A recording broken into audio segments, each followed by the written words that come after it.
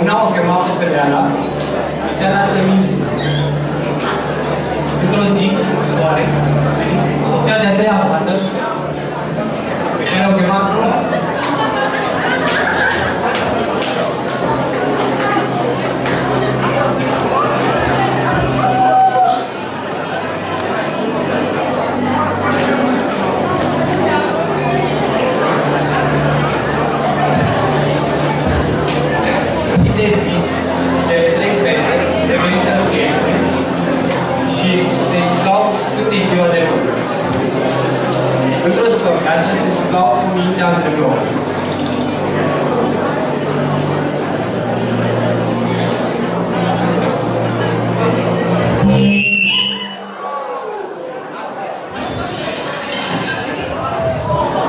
Băi, care mi-a spart geamul? Vă distrug.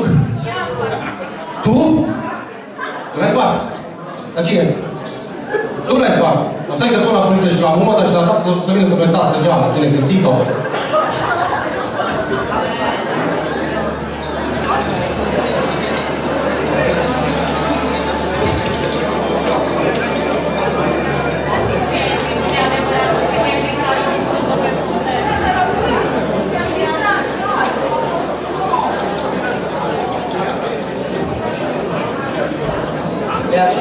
Nimeni nu a adus să joace cu lumea.